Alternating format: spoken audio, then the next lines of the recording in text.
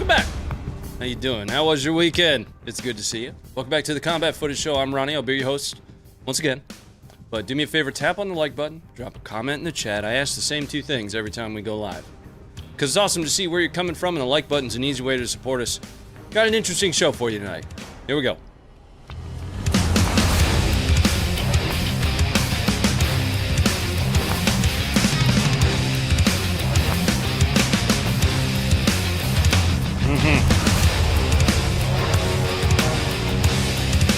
Where's everybody at? We got Kansas. Hi, Ronnie. That's not where you are.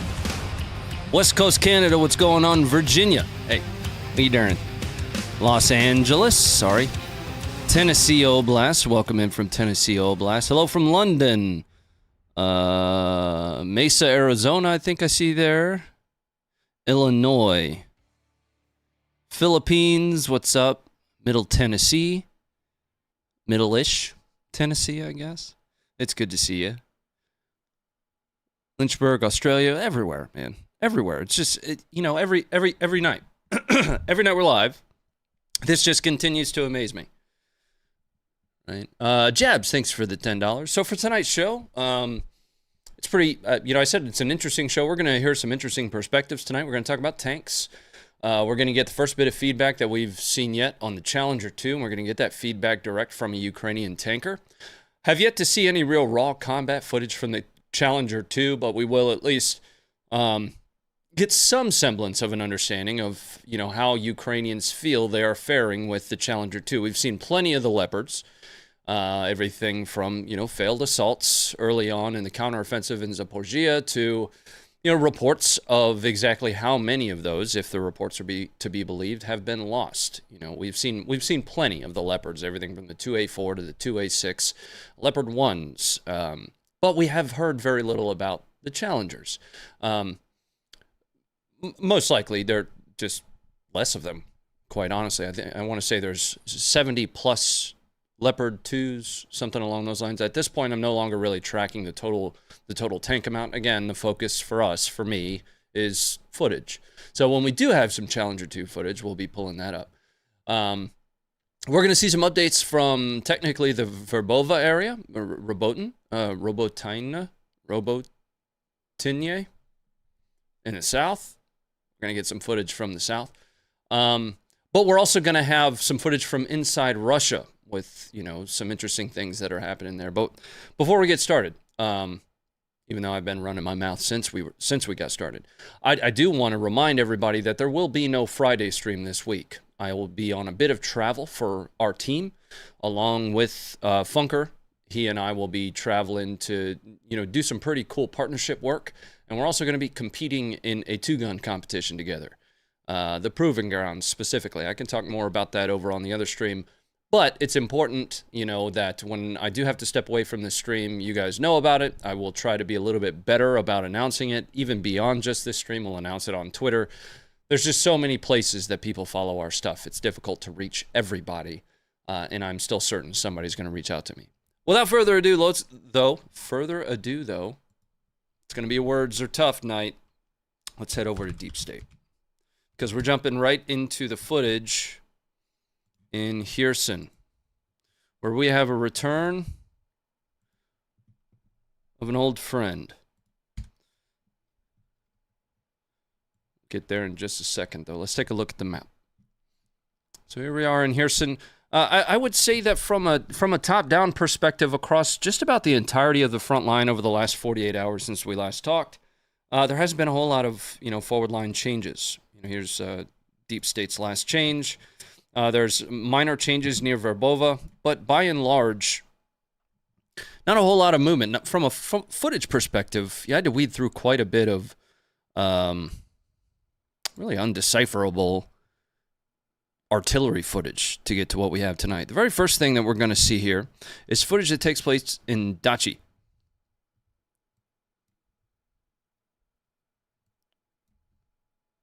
Be all the way to the bottom. Oh, no, excuse me. A little bit too far. Here, on the bottom edge, up near the Antonovsky Bridge. It's going to be Russian perspective footage, and I do have the grid coordinates for you guys in there. But it's Russian perspective footage of artillery strikes continuing to target Ukrainians as they expand that foothold that they have on the left bank of the Dnipro River. The footage is coming up for you now. It's a pretty heavy airstrike as well. Here you go.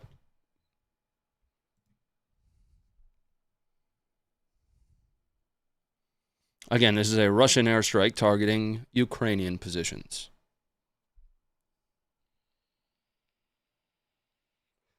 A little bit of aftermath there. Just kind of commit this to memory, and then we'll watch the before and the strike one more time.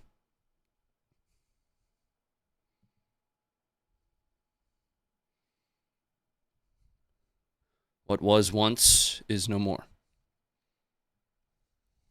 Happy birthday. It's not my birthday. My birthday was Friday. We can move on from that nonsense. You guys are ridiculous.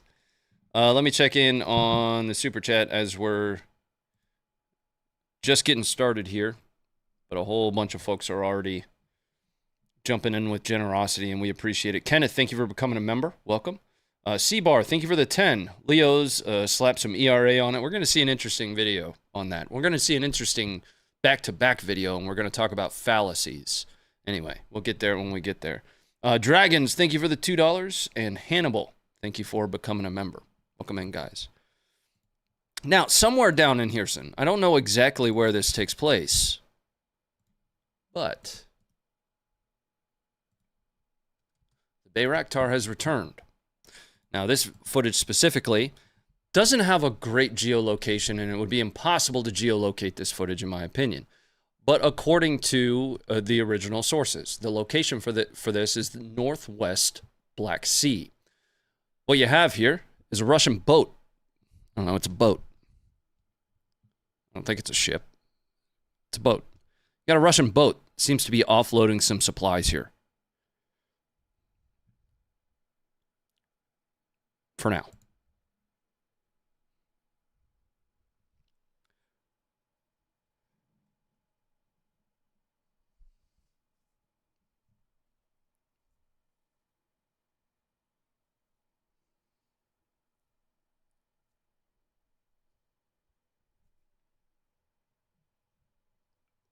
All right. And again, this is reported to be somewhere in Kherson. I just don't have a great location for it. And I think it would be really hard, unless from the primary source, to geolocate this footage specifically. Just because there isn't really any distinguishing landmark. There's nothing for the squints, the geointers out there to, tie to this video. But reportedly, it does take place somewhere in Kherson. Second Amendment, thank you for the 2. But then again, there's one more. So it wasn't a one and done for the Bayraktar. An Ural, URAL,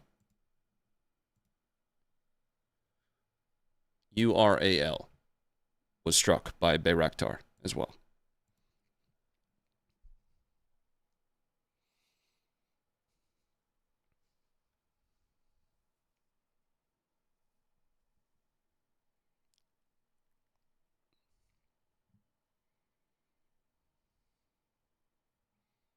Now, from a significance perspective, outside of Ukraine just having some freedom of maneuverability over Kherson with the Bayraktar, we haven't seen the Bayraktar in quite a while. And I was actually starting to become under the impression that Ukraine had no more Bayraktars.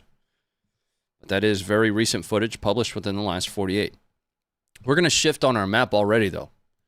Begin to move over towards the counteroffensive front line where, like we talked about Friday, Ukraine has kind of continued to widen that salient, those flanks. I want to say 2 or 3 streams ago, we talked about the development of the salient and the necessity to widen those flanks to keep from what every OSINT channel on Twitter likes to talk about, the cauldron, from happening.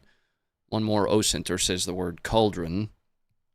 But that's exactly what you see happening here, is advancement towards Verbove. We're going to see quite a bit of footage that is reported to be near Verbove, but I don't have great geolocations for it, largely because it's like trench footage.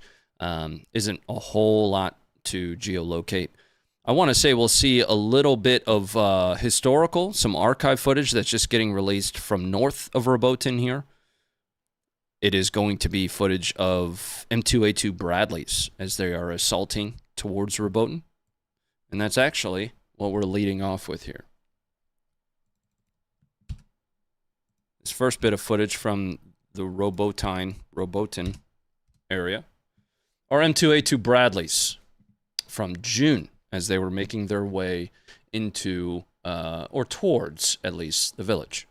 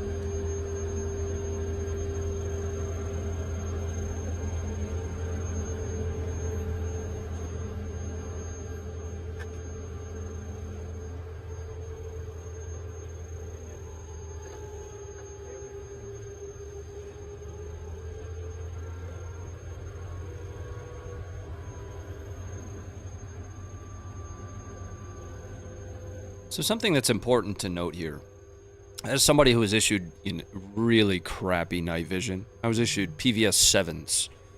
Those were like looking through a kaleidoscope that had been painted green but still beaten up by a baseball bat. The image that we're seeing does not do justice what you would actually be seeing inside the vehicle. There goes a toe right there. Now, this is still going to be an earlier generation, if I'm not mistaken. Don't quote me on generations of, night vision and FLIR.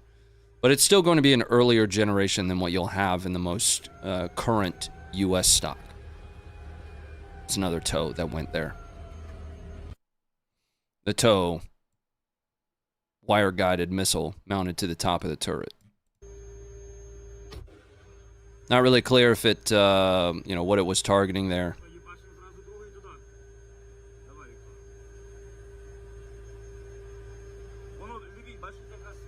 But you can still make out, if you want to, you can still make out hulls of vehicles if you're looking. And again, the actual operator is going to have a much more crisp image than what we're seeing through video that's been uploaded, downloaded, re-uploaded, repeatedly over time. I thought that one was interesting, though. Kind of shows you the best thing, or the best image that we have of what, those Bradley operators are seeing through their optics. Now, speaking of tanks, we're going to see Russian perspective footage of an ATGM team hitting a T-64 BV twice.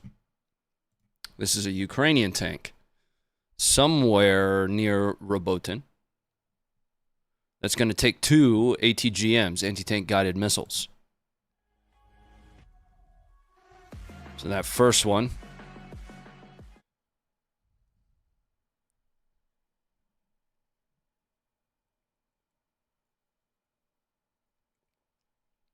And then the second. Now this is going to cut off before we get a great semblance of understanding of, the state of the tank, but I do have a follow-up that shows a little bit of aftermath here. You can still see things flying across as well.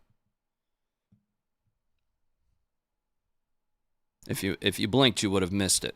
Something flew from bottom left of your screen to the top right.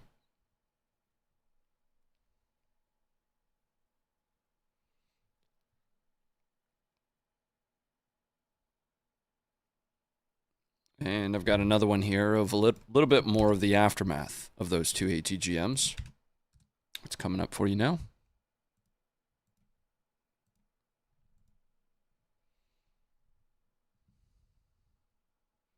Cooking off. Probably a turret toss at some point. You can see if maybe that on the far right there is it.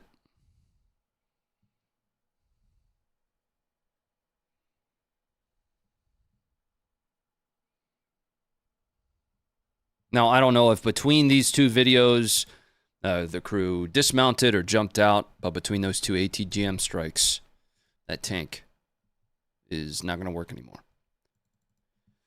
Now, inside, immediately to the east of the city. This one's an interesting one because it is relatively recently published, but it shows positions of Russian infantry relatively close to the city of Robotyne. It's Ukrainian artillery targeting Russians. Now, in the same sense that we cover things in Kherson on the left bank, and when we cover those, I talk about if Russia is dropping artillery here, that means that there's more than likely Ukrainians there. And I say that purposefully because it is a position left of the river. The same thing is going to apply here. We're going to watch the video first, but then we're going to go to the map, and I'm going to show you where exactly this takes place. That's the significance, is dependent upon when this was actually recorded, there's a possibility that those Russians infiltrated to this area, but it's very close to the city, to the village.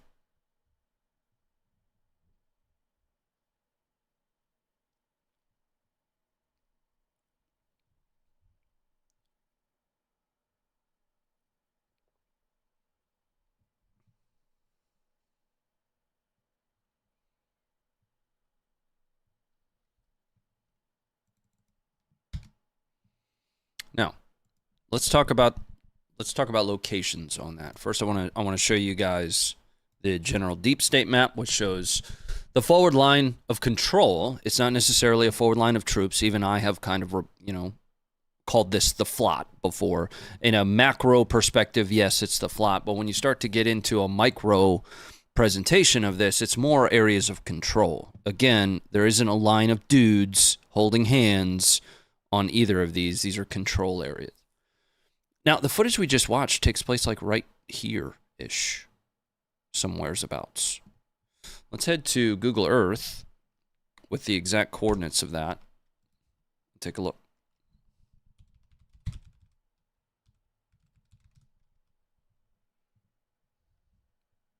Coming up for you guys now. Dropping coordinates, full screen.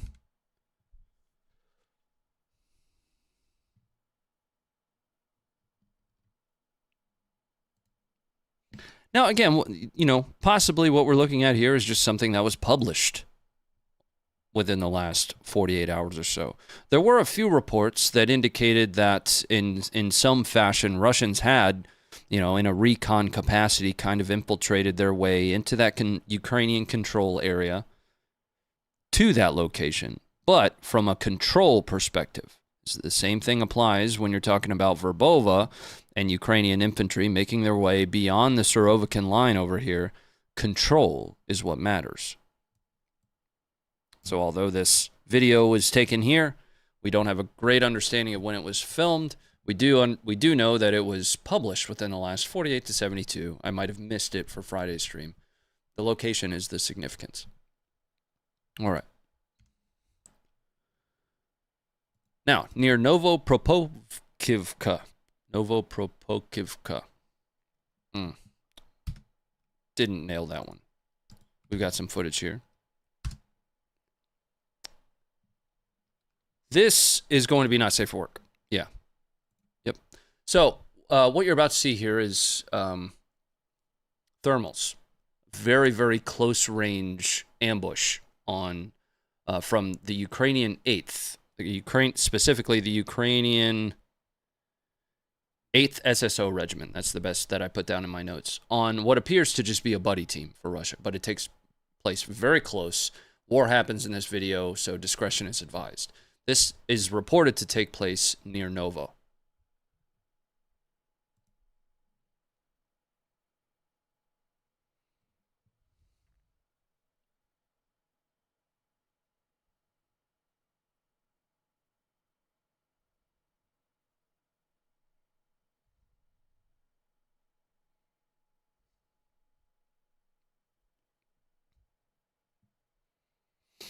Now, something to note, because it confused me for a little while until I went and found the original source of this, which I do believe the link in my stream description that I have for you guys will lead you there.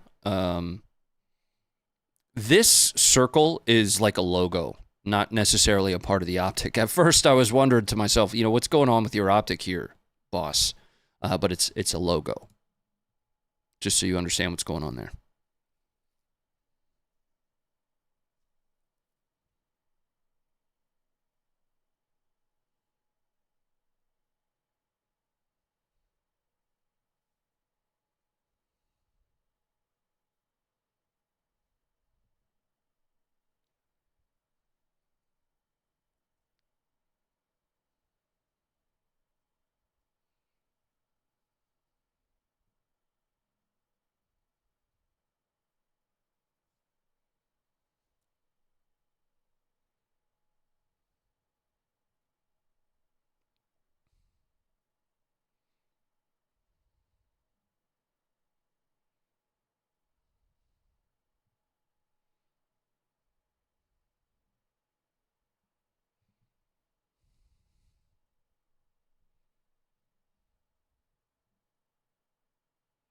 All right. That's more or less it. We see them initiate, engage, and then essentially just hold. We're going to shift to the right on the map to near Verbove. Now, we're going to pull up Google Earth for this one, drop in some new coordinates, take you guys to the map. And this is where we're going to. Now, something to note is, once again, we are beyond the Surovikin line here. So the Surovikin line, or that quote-unquote first line of defense, which, I still would argue that the first line of defense is effectively here. Right? Some would say that the first line of fortified defense is what they're talking about most of the time, which would be here, known as the Surovikin line. So that we are beyond that at this point. But this is where, as Ukraine gets closer to Verbove, they are coming under very heavy artillery fire. That is the bottom line for the video that you're about to watch. It's Ukrainians as they try to move closer to Verbove, but come under heavy Russian artillery. Here you are. These are Ukrainians on the ground, filmed from a Russian drone's perspective.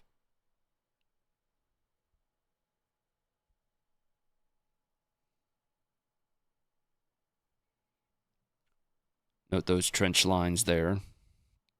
And there are a couple of really great threads that I've posted into the past couple streams with really high quality satellite footage that talks about the defensive posture for Russia.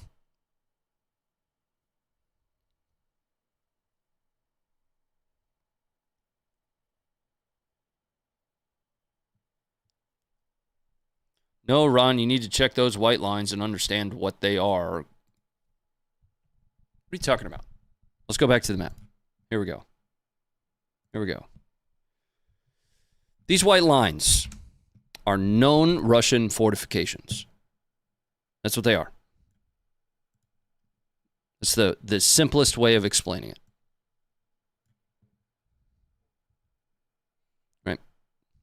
So when people say Ukraine hasn't even made it to the first line of defenses, they are typically talking about this first forward line here, which is general because, again, you see it's not a perfectly drawn line. The argument that I am making, which I am not alone on, is that the first line of defenses is here. To say that it isn't does Russia itself a disservice. The amount of mines and fortifications, I shouldn't say fortifications, so Dragon's Teeth weren't as common up here as they are going to be down here. Covered fighting positions aren't going to be as common here that they are down here. These are better prepared positions. But that forward employment of mines here, to say that that is not the first line of defense against the southern movement would be false. It is. That is false.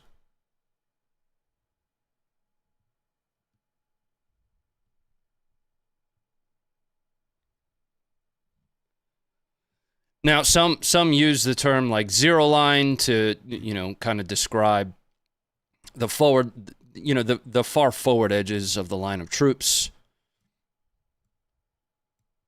I've seen it, which would mean that this would be the first line, which is pretty common right now. It's really all interpretation in my mind. All right. Now let's we're moving to the southeast of Verbove. This is going to be Ukrainian cluster munitions, hitting Russians to the southeast of Verbove. And what was reported to be some form of reinforcement. It's a relatively large, I shouldn't say large, it's a couple vehicles with, dismounts moving in and around. They get hit with traditional HE first, and then correct using that with cluster munitions. It's about a 4-minute long video worth of artillery.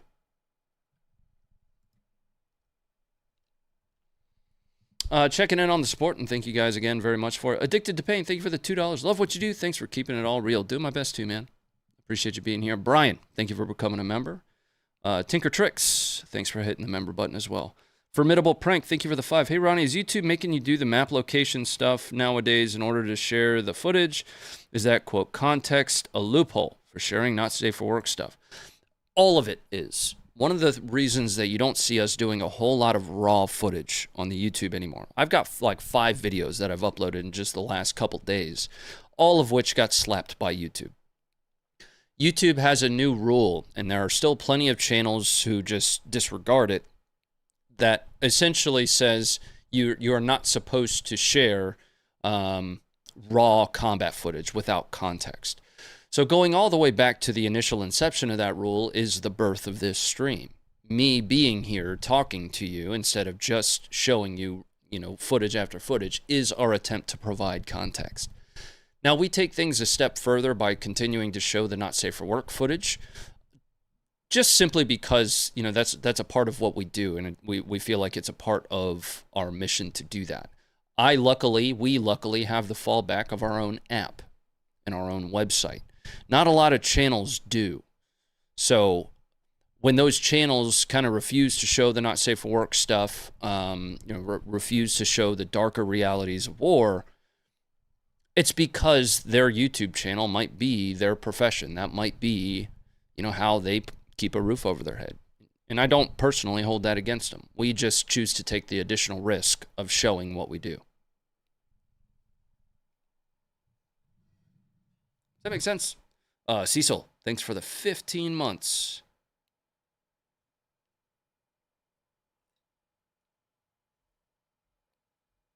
I don't think I explained that as well as my brain wanted me to, but here we are. Now, there are certain things that, even still we don't show. I try to focus us as much as possible on the combat footage. There's that big ring of D-Pick'em there. I try to focus us as much as possible on the combat footage. There is plenty of, quote, aftermath footage that doesn't necessarily show the combat itself, but what comes after, right? I mean, dismembered bodies,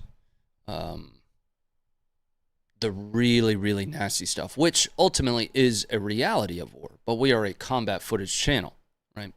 So we try to focus on maybe showing the direct action itself, and if ultimately that leads to a little bit of an understanding of the aftermath of that direct action, that's part of what we'll show.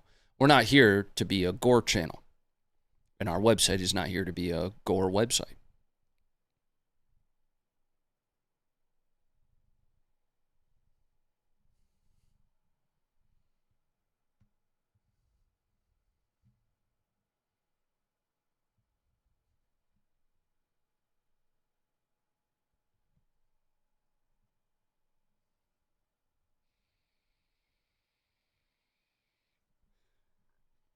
Now I have it. I have an exact location for this artillery strike. Again, it is to the southeast of...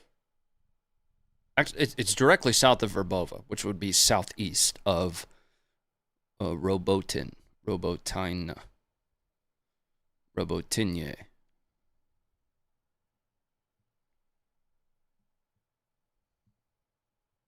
Which does support the, the imagery and the location both support this being some form of a reinforcement or resupply convoy from Russia.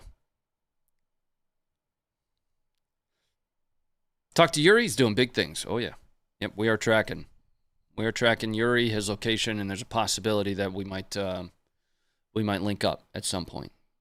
He's going to be close.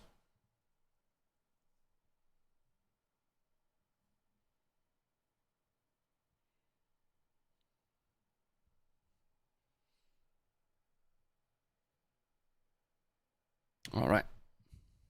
We're going to stay in Robotyne. Matter of fact, let me just show you guys the location of that quickly.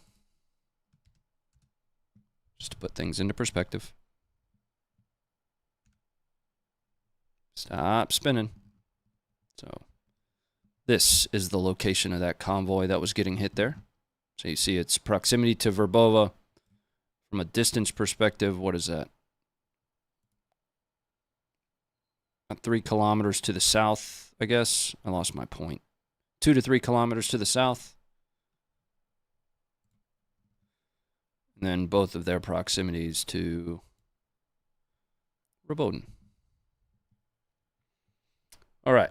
Now, I have a somewhere near Verbove, just based on the initial report of this one. This is reported to be Ukrainian Grad targeting Verbove. Опа. Ебать, вон сзади, блядь, близенько. Грады, блядь.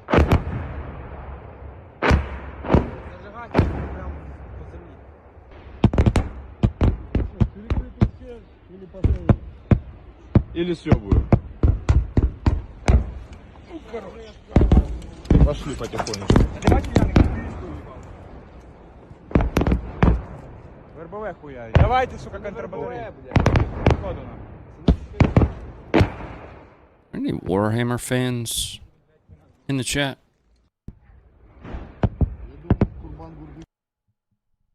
For corn. All right, coming up. I've got some pretty wild trench defense footage coming up for you guys here. Slash anime. You'll understand that in a second. What's most interesting at this, in this footage specifically, is just the intensity of the firefight. You'll see RPGs being used. You'll see an M4 being used, and I mean, that thing is smoking. These are Ukrainians, supposedly or reportedly, somewhere near Verbove.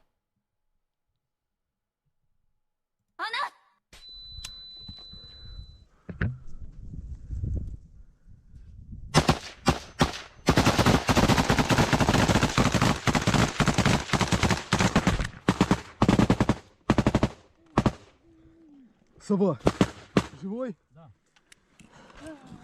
Накидывай.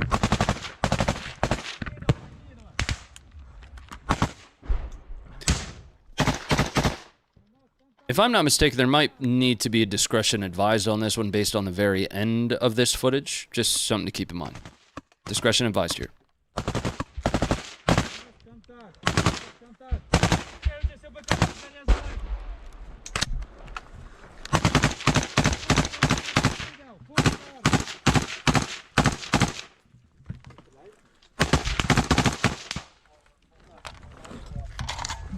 Блядь. Пацаны, блядь.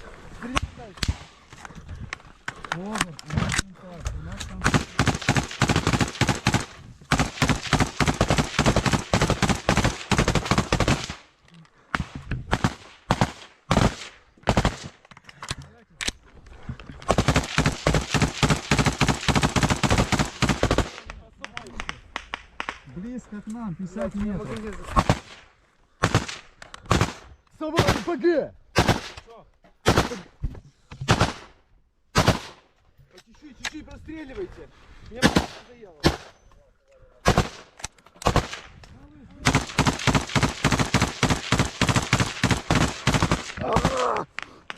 Сука, перепонка нахуй. Сова. Что с бульдогом? Давай снаряды. Малыш, малыш. 40-я точка, 40-я точка.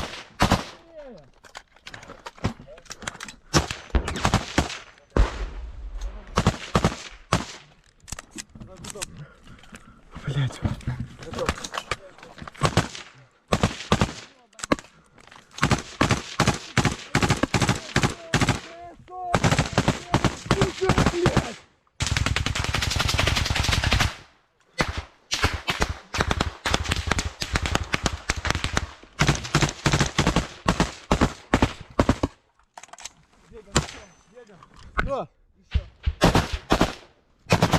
Держи! Это последний! Сова, РПГ!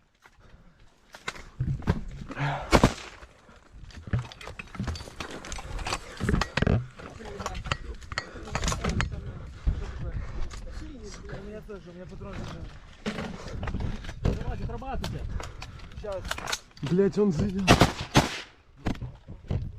Пацаны, нас... Сова, что с тобой? Ничего, блядь!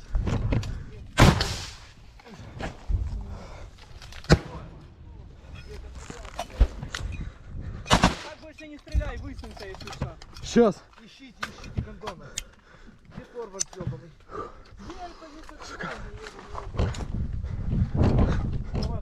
Пострел!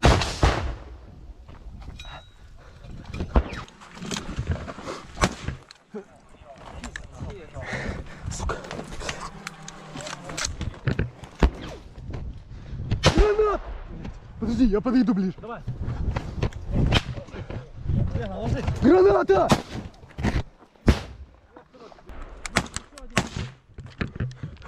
Спасибо, плюс. Okay, there was no discretion advised there. I see a whole lot of comments, aim, dude, aim. There's two sides to that in my mind. This is where we dive in a little bit to opinion. First, the time to take an aimed shot, especially when you're just suppressing, what are you aiming at, in my mind? And the same thing applies to like the Kadyrov and some of their footage, where you can tell that there is incoming and they're kind of just doing the thing over the berm with the gun, right? So from a certain perspective, I can understand, keeping your head down in the trench and just trying to suppress as much as possible. In an ideal world, you would have a clearly identified target. You would take a well-aimed shot and aim center mass and put that target down. I don't think that is always going to be the situation that you find yourself in. That's just an opinion. I'm not here to armchair quarterback it. I'm just here to show you the footage. Now, I wanted to give you a little bit of an aftermath of that one. This one might be the discretion. There's one of these, I believe, where a discretion is necessary. Maybe not. Maybe not. But a closer look at that rifle. Нету дымов. Нет, тут нету. У меня один есть. Там где-то были в синем этом. Давай сейчас крыть будем. Есть на ямке. Ты кидай не в машину, а перед машиной.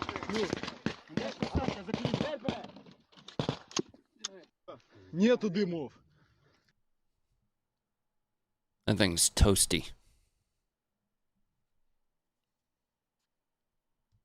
All right, let's bring it up.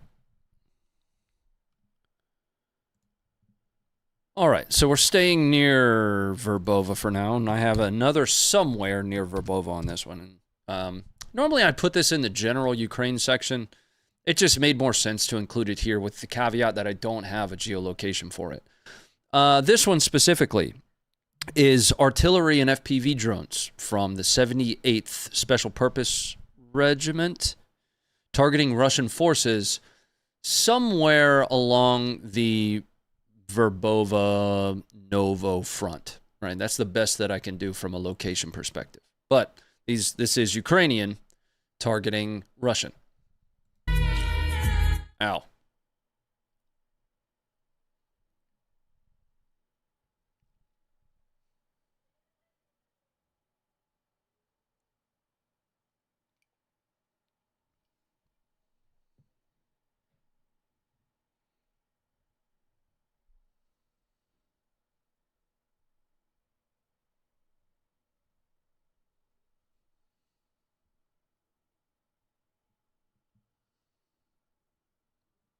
Should have given you a discretion on this one.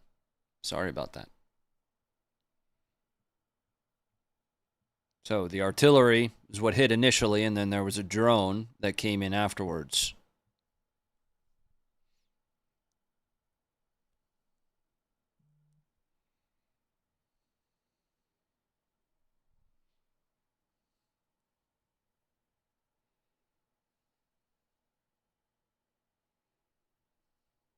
Thanks for that, Notorious. That's a setting change I'll have to make.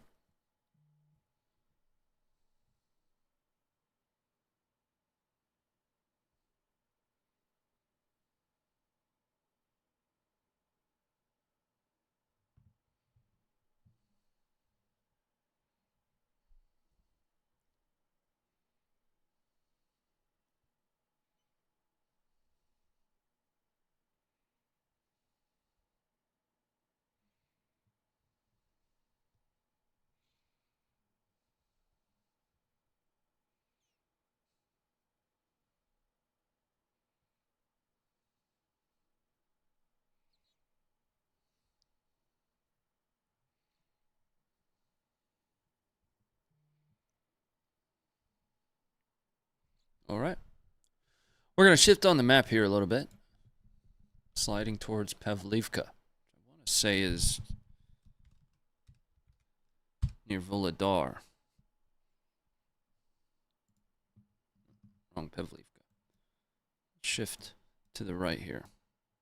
I will say, and it is, by the way, but I will say that, you know, again, from a footage perspective, there's a lot of really far out perspective artillery strikes that I'm kind of skipping over here, especially in the Zaporizhia front. Primarily, as far as geolocatable footage, there was more of that from the Ukraine side than there was from a Russian perspective. That could very well be just, less is being published. I'm not certain. But we're skipping over some of that. Oftentimes it was, a few kilometers out in perspective. Not a whole lot for us to understand from that. But for this one, we're going to have a Russian FPV drone strike from the 155th Naval Infantry. Now, discretion advised on this one. This FPV drone is going to impact Ukrainian infantry near Pavlivka. I didn't show you where that is on the map, and I realize that. Here we are. So, Volodar. So, we're shifting on the map to the right here. We were just down near Verbove. We're moving over towards Volodar. There was some artillery strikes just to kind of catch you guys up here in Staro. There was quite a bit of artillery activity in Staro, but once again, still from a visibility perspective, relatively little there. Here in Pavlivka, it's actually, I want to say, just to the north of Pavlivka. I've got coordinates for it over here. Is where we're moving to. I think it's somewhere in here. We can look after we watch the video, which is coming up now.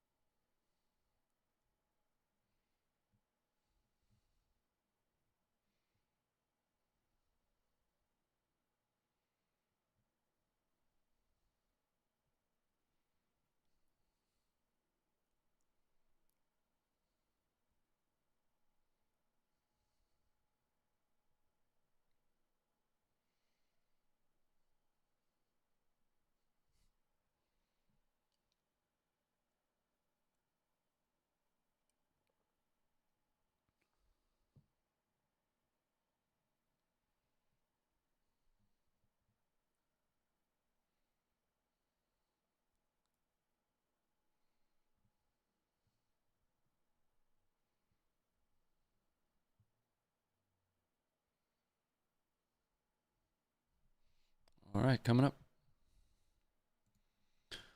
Now we're moving Let's find out where exactly that one was.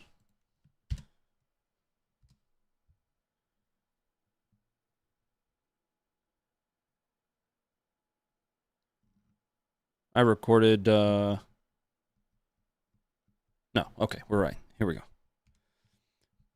Like I thought, just immediately to the north-ish of Pavlivka. Here. And then Vuhledar to the north of that. Prefer the 2D map, to be honest with you. Where's your location on that one? We're going to move to Mikhilsky. Got a Ukrainian drone strike here. On, I want to say this one was an SUV. It is. Coming up for you guys now.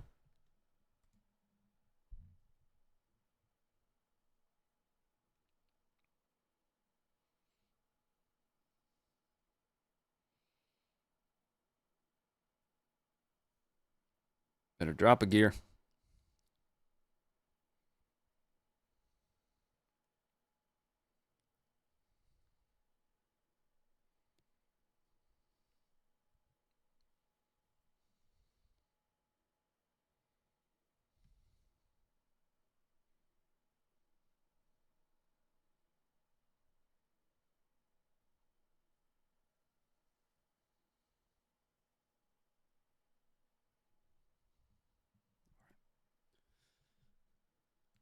Moving into Marinka.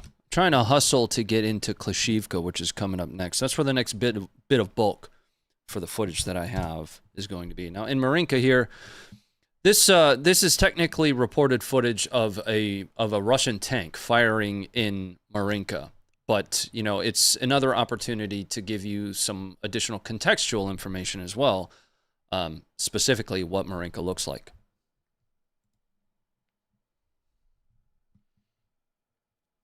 So, up here is the Russian tank. The rest of this is what Marinka looks like. Parker, thank you for the 20, sir. What I missed? Footage. Torek, blood for the blood god. Skulls for the skull throne. Luke, thank you for the 545. Combat footage Monday nights. Give my downstairs a headache. Goodness. Pepsi Man, thank you for the 2. Is that a T90? That'd be difficult for me to tell, you know, as a non-vehicle expert first and foremost, but also just based on the amount of pixels that we have available to us here. It'd be really hard to make that call in my mind.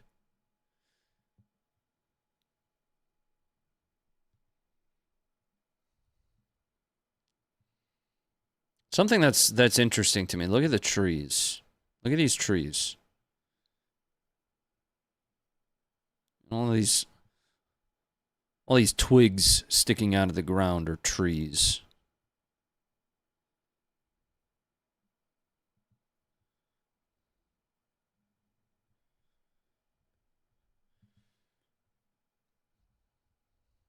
There's still some greenery up here to the upper right of your screen, though. So that's not me trying to pull some silver lining out of there, because if you look at the buildings surrounding those trees, those are flat as well.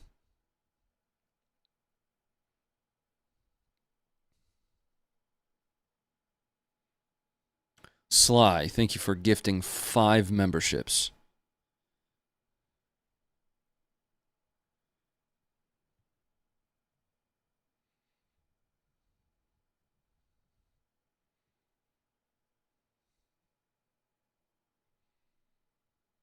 Do you think this damage is mostly the result of artillery? I mean, probably a lot of it, certainly. But then you'll have videos like this of tanks rolling through and any remaining positions, you know, battering those. You see footage of Bradleys rolling in with their big Bushmasters kind of tearing into Russian positions. You know, Fab 500 drops, leveling entire buildings. JDAM ER, leveling entire buildings. So everything, it's combined warfare, modern warfare. is what's leveling these cities. Let's move to Klishivka, Bakhmut. Pulling the map back up for you here. We'll go together. Follow me.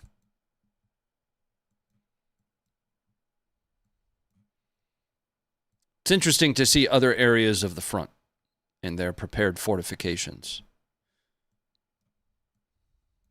You know, we often talk quite a bit about the prepared fortifications in Zaporizhia, right?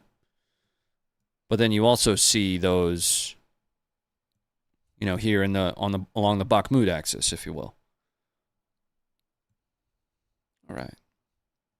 It's going to be in Klishivka here. Now, the first video that I have doesn't have a great geolocation. It is only reported to be from Klishivka. But what you'll see here is a BMP's entry into the, well, here you are.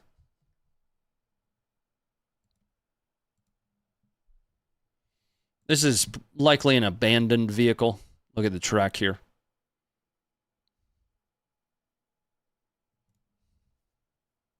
Edward, thank you for hitting the member button. Rodzilla, thank you as well. And there it goes.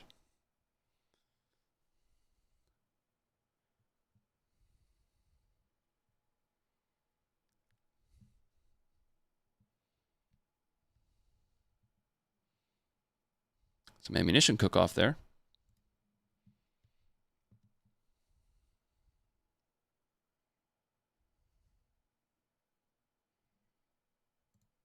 So that's peak apex.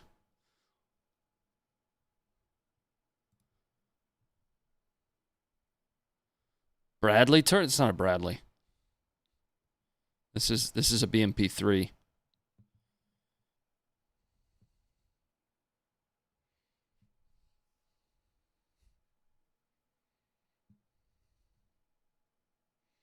But this is reported to take place somewhere in the vicinity, somewhere along the Bakhmut front. Where that could be north of Bakhmut, that could be Klishivka, that could be just outside of Bakhmut. I don't know, but that is the reported location, and that's why I'm telling you that. Now, in Klishivka, this is one of those far, you know, those perspectives from really far away.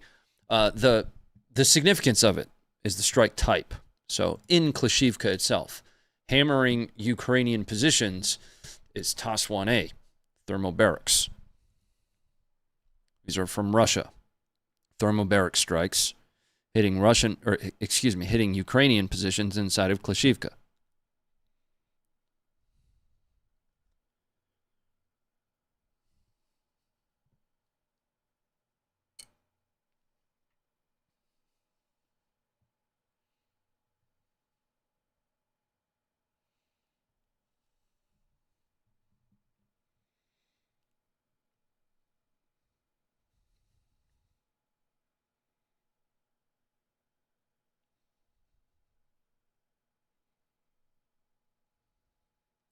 What exactly do thermobaric bombs do? It's a special fuel mixture that superheats the air around it, essentially depriving the entirety of it from oxygen. This is going to be a very poor explanation of this, by the way. But it's a special fuel mixture, essentially, that burns extremely hot, and they call it the heavy flamethrower. At one point in time, I was going to do like a descriptive video, and I had done a whole lot of research into it, but, you know, because I'm a simpleton, I have since flushed all of that research.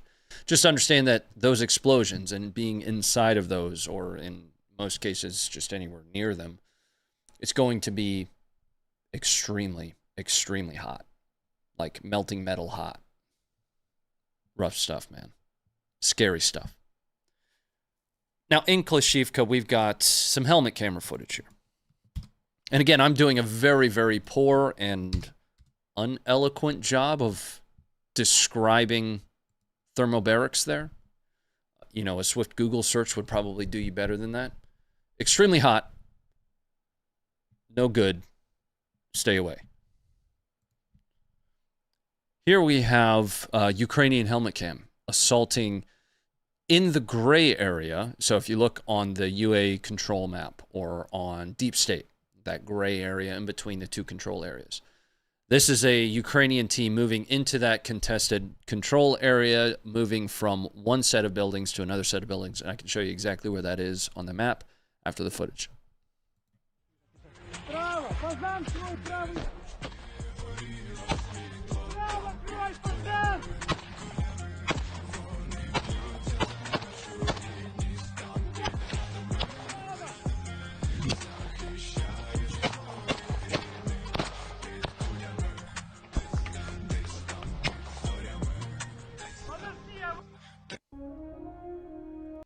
That's it on that one. Again, sometimes the significance of these videos isn't necessarily the content itself, rather the location that it takes place. So first, let me show you the geolocation, and then we'll head over to Deep State to see where that is relative to the forward line, to the control line. So, like I mentioned, moving from one set of buildings towards another. This was, generally speaking, that, I wouldn't say open field, but this is that grouping of trees that was right in front of him.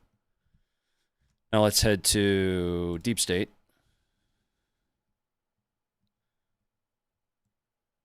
And that is right here. So they're, I guess, technically moving into that gray area. How long ago was the last... that's why. The map has changed quite a bit. I mean, relative to space on the ground here. It used to be the gray area.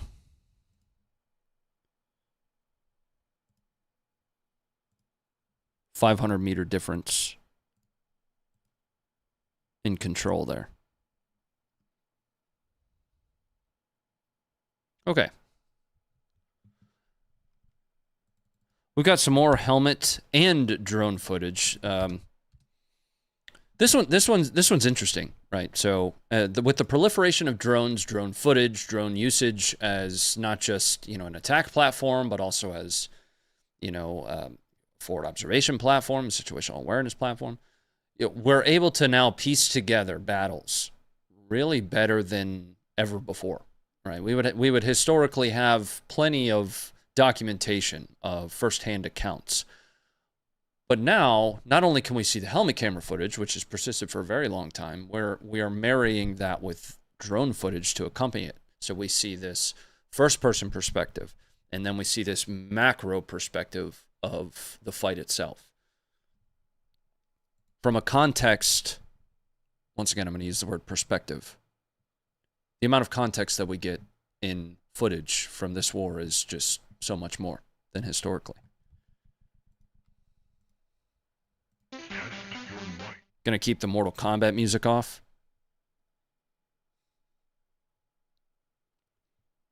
We'll play it. Mika, Nora.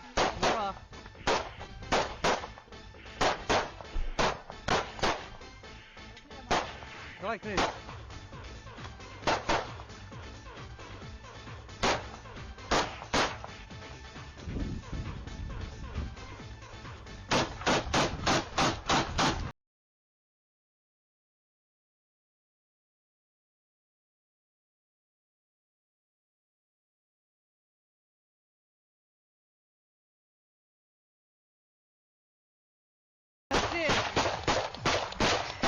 All right, I'm turning the music off. Well, I've talked about it before. I really much prefer having the sound on. It's a balance, especially when you have the combat sound over in this case, Mortal Kombat music. We can talk about it in a second.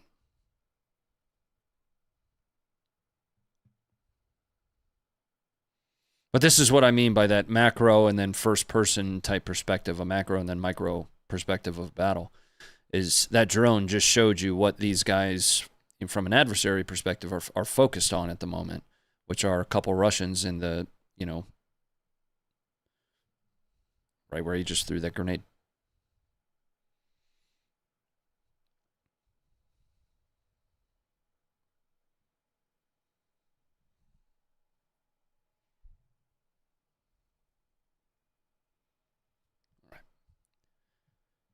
Let's bring it up. More support coming in. David, thank you very much for the 20. Keep it up, Ronnie. Happy belated birthday. Thank you for it. My birthday was Friday. It is not today, and it will not be again for at least another year, almost a year from now. Then we'll have another one of those. And Saad, thank you for the 20. Appreciate that very much. Sly, thank you for another 5 gifted. Appreciate that, man. Thank you, sir. Now, north of Klishivka, I actually have coordinates for this one. We've got Russian shelling of Ukrainian positions here. Discretion advised. This is artillery targeting infantry.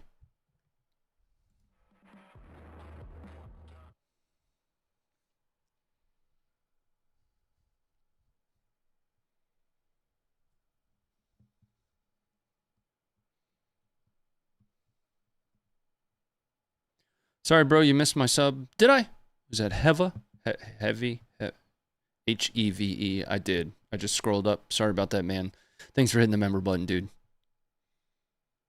Appreciate you for being here.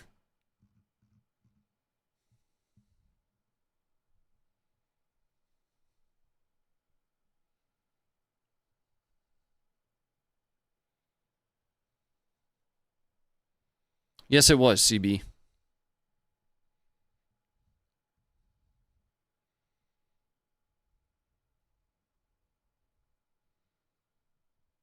So if you're just joining us, this is Russian artillery targeting Ukrainians to the north of Klishivka, which is south of Bakhmut.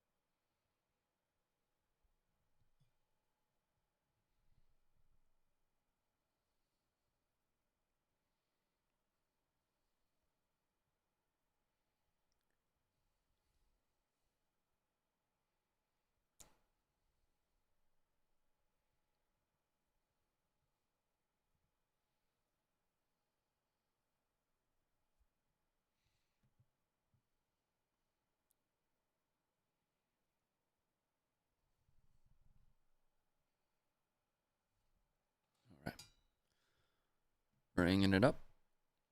And now in the same general area, I actually have locations for both of those in which we can do a comparative on. We've got Ukrainian artillery targeting Russian positions to the northeast of Klishivka. So we just watched Russian artillery targeting Ukrainians. Now we're going to watch Ukrainian artillery targeting Russians.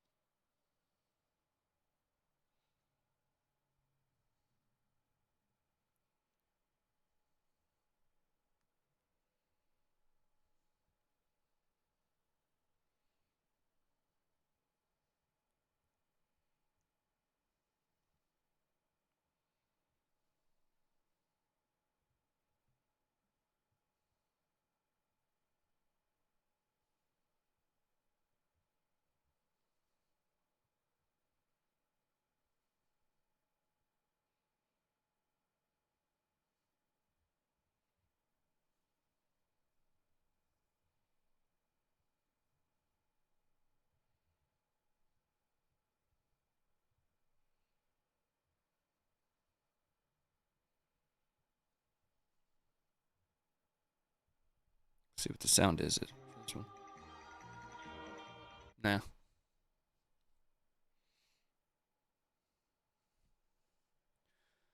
What do you think about the defense minister being replaced? I don't have many thoughts on it, to be honest with you, because there are conflicting reports, and I don't think that anybody outside of those inside of Zelensky's circle truly understand why he would have replaced his defense minister, especially, you know, at a time like now. I've seen some channels reporting that it was because the previous defense minister was cozying up a little bit too much with Western leadership. I have heard that it's because the new defense minister just has more faith from Zelensky, given his, you know, time and energy that's been applied against Russian negotiations over the last, you know, year plus. The new defense minister, and excuse me for, you know, not recalling his name, but he's been involved in prisoner transfers. He's been involved in other high-level negotiations. Early on in the war, when Ukraine was at the negotiating table with Russia, he was a part of that as well.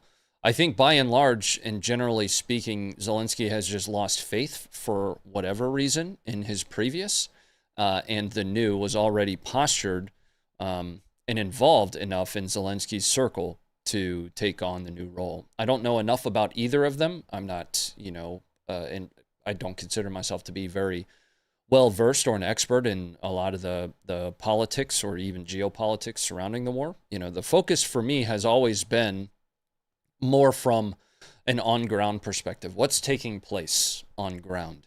You know, there's always, you know, going to be those that try and tie what's happening on ground to the geopolitical spectrum.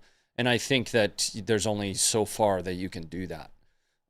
Because again, the reality on the ground right now is that Ukraine has the initiative. That was not always the case, as was something that I talked about. When Russia was taking ground, that was what we were talking about here. Now that Ukraine is taking ground, somehow everything is failing. And the narrative that Ukraine continues to lose remains, which I don't truly understand. Now, the longevity of Ukraine's ability to continue at the pace is a concern that I personally have. But again, that's based on nothing more than my personal concerns, not necessarily anything that comes directly from footage or as reported by anybody else. It also comes from a position of ignorance, right?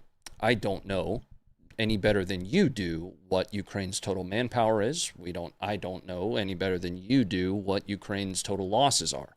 I don't know what Russia's total losses are any better than you do.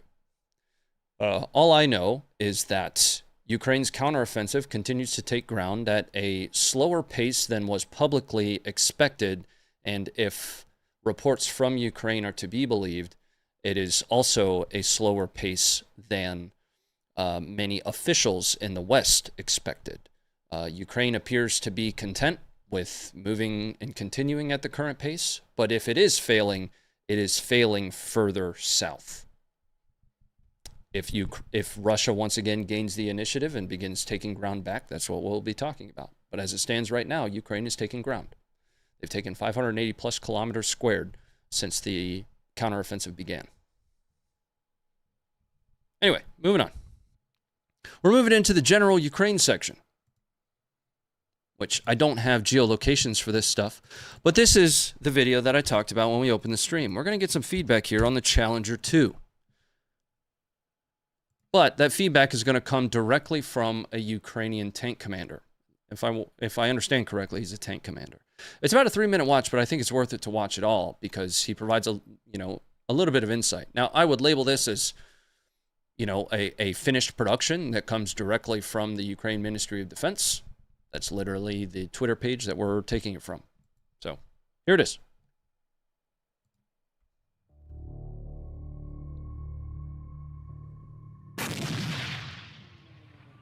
Я вам скажу так, що цей танк – це снайперська гвинтівка серед танків. Взагалі серед всіх танків. Є точно рекорд світовий установлений на цьому танку, більше 5 кілометрів Т-55 розбив. Коли ти на Т-80 їдеш і не знаєш, чи ти зробиш хоч один постріл, тому що МЗ заклинить, чи там ще щось, чи там датчик якийсь не спрацює.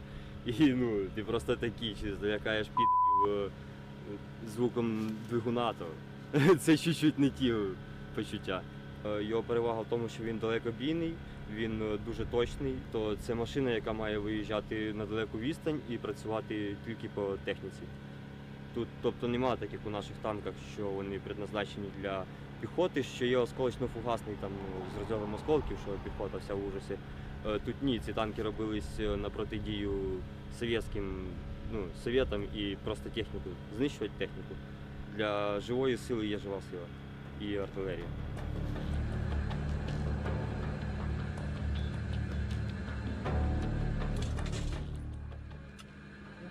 Тому що танк це дуже велика моща, особливо такий танк.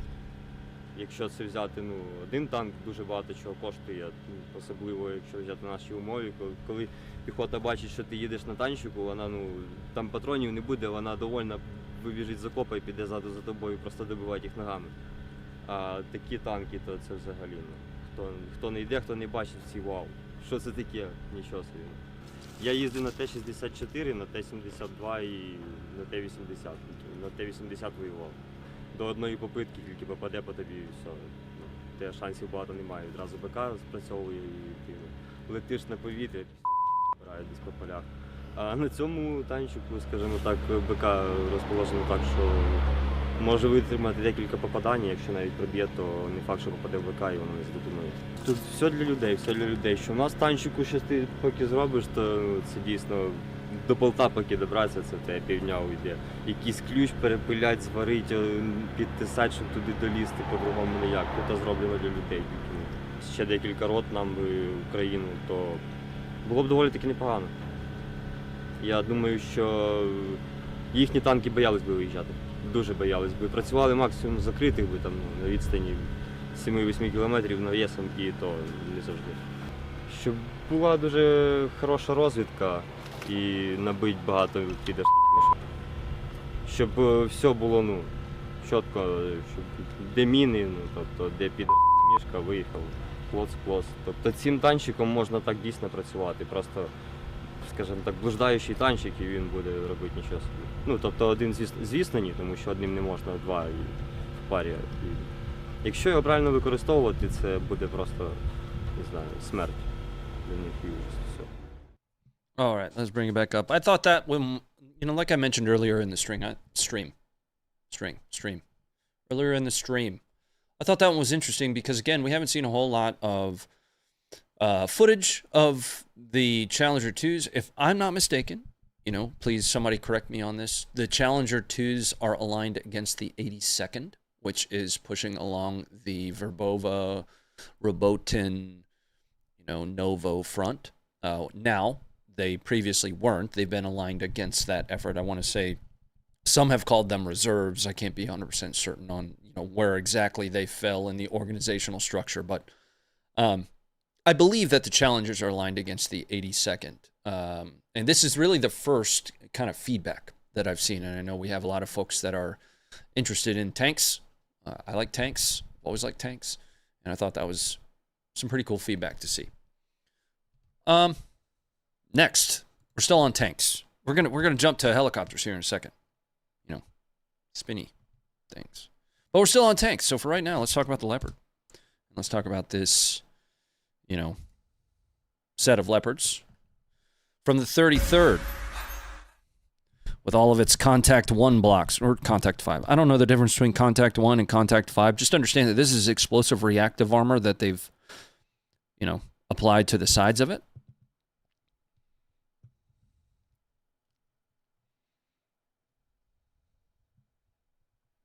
This is the 33rd Mechanized Brigade,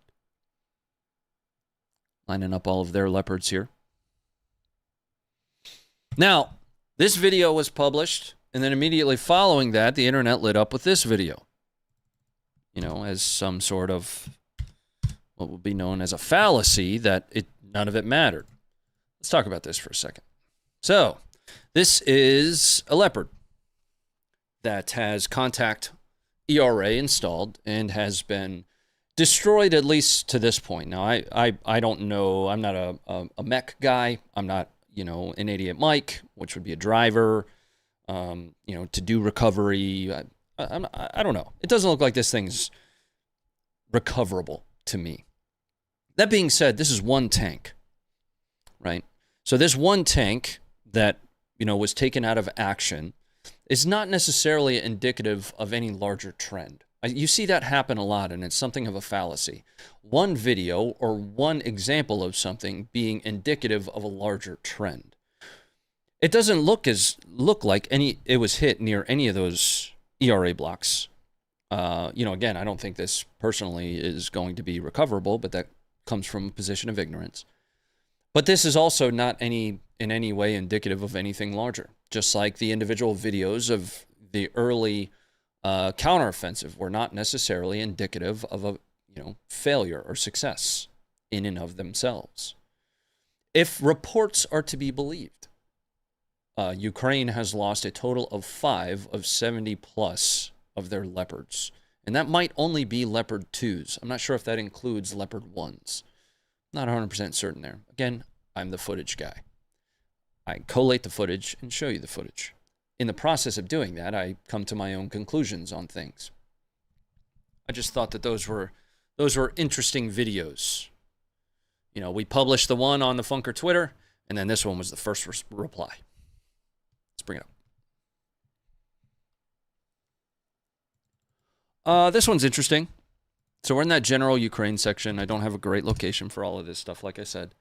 But we have some footage of a Ukrainian with a really nice rifle attempting to shoot down a Russian drone. He's unsuccessful, but appears to escape unscathed. Probably.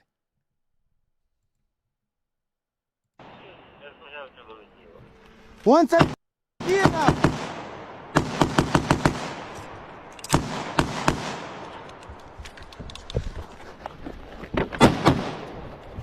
Тикай, блядь! Да что ты... Now, if I had to guess, this is probably somewhere in Crimea or in the east there. The very distinctive trees from the forests in Ukraine's east. Once I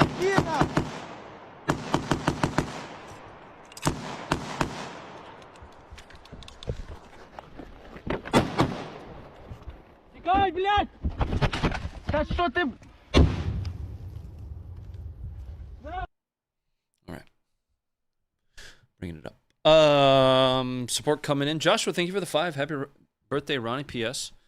Yeah, it's not my birthday. I know your birthday was Friday. I'm just not letting the meme go away. We can absolutely let it go away. Yeah, thank you very much for the 5. B-Night, thanks for the 5. Heard Nucketfutz is back on American ground. He is. You guys gonna actually meet up for real sometime? Possibly. We're already talking about it. Yeah, that was something I mentioned a little bit earlier if you're just now joining us. Not sure where this one takes place, but it is Russians on the receiving end of Ukrainian artillery here from, like a first-person perspective.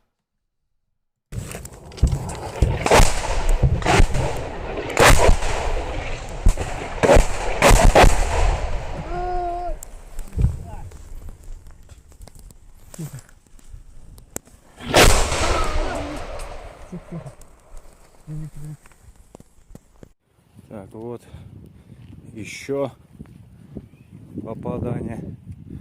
Ну это, наверное, или шрапнель убили. Но это мощно тоже. Круг сгорел. Вон. Это прям уже возле нас прямо. All right. Got an interesting... I got a pretty wild one here. This is going to be a Russian Mi-28 that shoots down a Ukrainian propeller drone. Don't know exactly where this takes place. I think you'll understand why when you look at the footage. It's like from... Here. Check it out. Some interesting footage, though.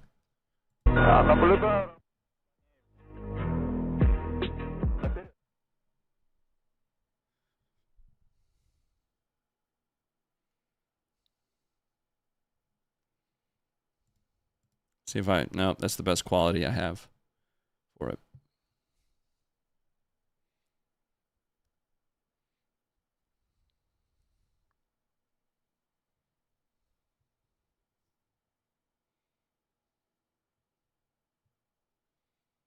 Now, does anybody in the chat tracking what type of drone this is for Ukraine? It doesn't look like a Beaver. The Beaver would have those distinctive small wings at the front of it. UJ-22? Okay. Appreciate it. Yep. Okay, Diego. Thank you. Thanks, man. All right. But speaking of choppers, this is reportedly taking place in Donetsk somewhere. It is very high produced footage from Russian state media showing a K-52 destroying, I want to say, this is just lobbed rockets, but it is very well produced footage coming from Russian state media.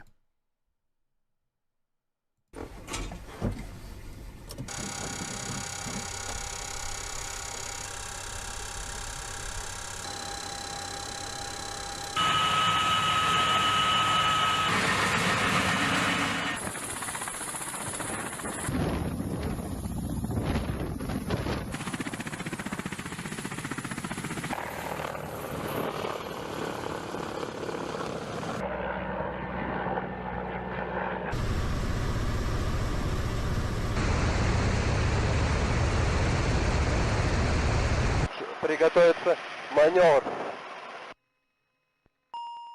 Тангаж велик. Тангаж велик. Волга 259, 220. 5 съеба... А, нет, вижу. Едет. Держи. Держу, едет.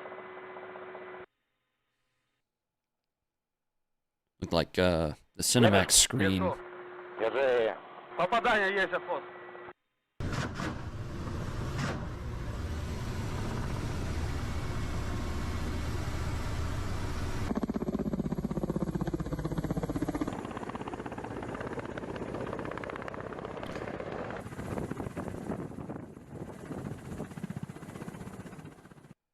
Did you happen to listen to JRE number 2025 with Dave Smith? No, I haven't. The first 20 minutes was all about the war, and man, it was pure lunacy. There have been some pretty interesting takes that I've heard on JRE. I listened to Joe Rogan.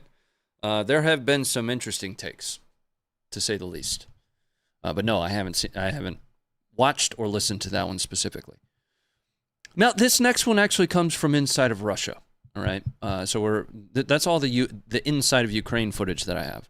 This is a very interesting bit of footage that we have here. Now, there is an untranslated version making its way around, but I have a translated version here. I can't validate the translation. But what you're going to see is reportedly Russian police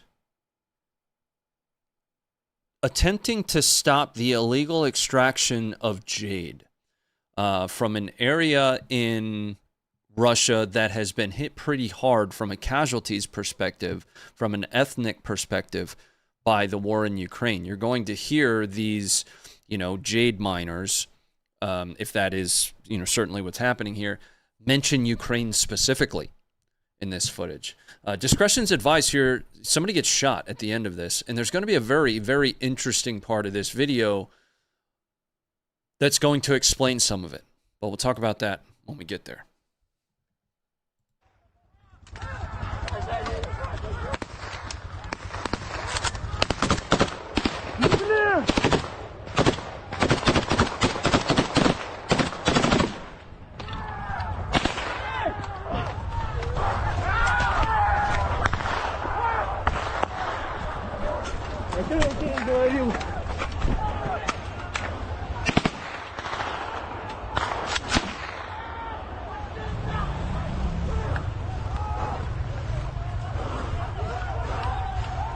Okay, so let's talk about the first part of this video for a moment. What you're seeing here is he is removing a blink firing adapter, or I believe that the way Russia describes these is a recoil booster, right?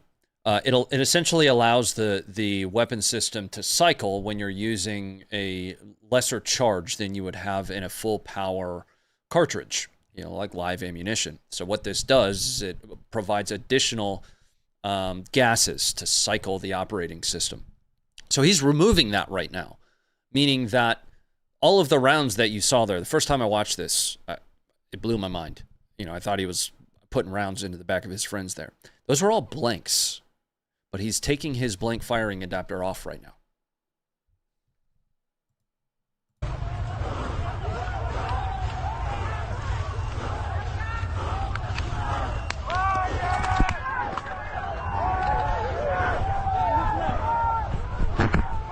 Работаем!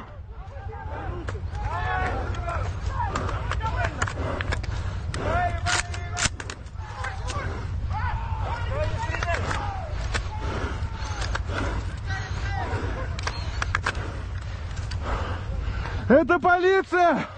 Оставайтесь на местах!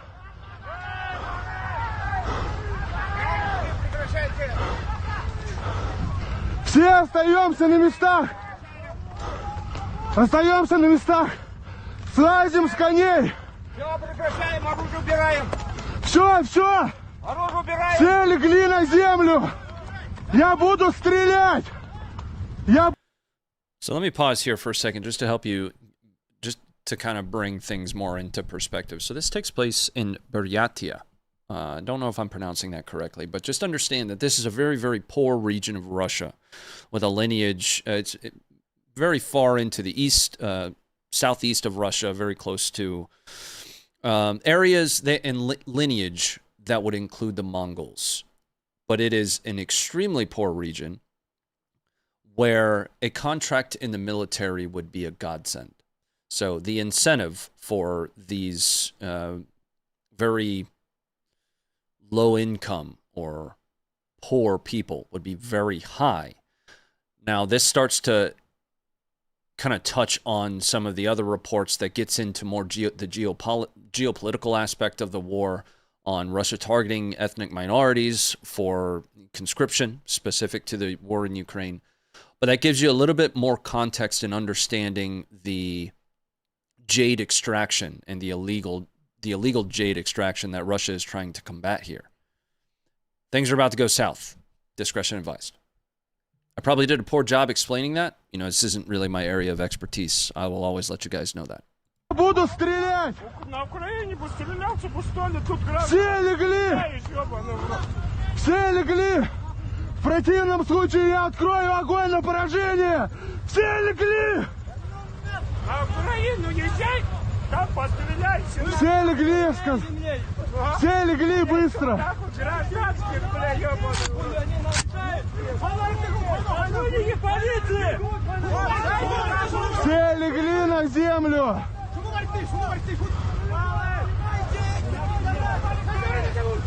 Все легли на землю! В противном случае я буду стрелять! Я говорю...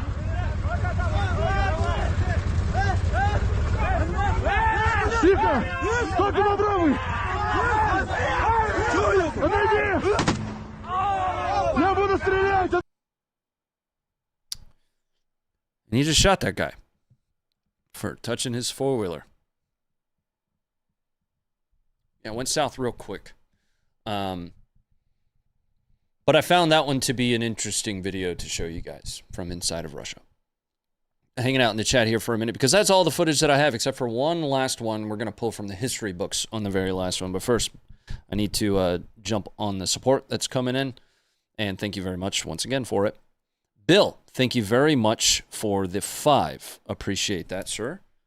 I'm going to skip that. Bill, thank you very much for the 5, sir. Appreciate that. Bill, thank you for the 13 months. B Knight, thanks again for the 5. Joshua, thank you for the 5. So this last video that I have for you guys, it's not really humorous, but given that we were talking about choppers just a moment ago, I wanted to give you some perspective here. This is circa 1991. We'll be watching that on our way out. But way back in 1991, there were some Apaches going into absolute work on the Iraqi military. I'm out of here. That'll be the last video that we watch. Thanks for joining me. Once again, there won't be a stream this Friday. I got a 2-gun competition that I got to do, and I got a little bit of Funker team travel that I need to do for us. So at the earliest, we'll see you on Monday, subject to when I get back from the trip. At the very latest, I'll see you next Friday, 1 week from now. Okay? Wait. Yeah, almost 2 weeks from now. That's the latest, though. The plan is to be back next Monday. Thanks for being here. Thank you for everything that you guys continue to do for us as a small team. We do appreciate it. If you don't have the app, download the app. It's free on iOS and Android, and it will always be free. Good night, and stay informed.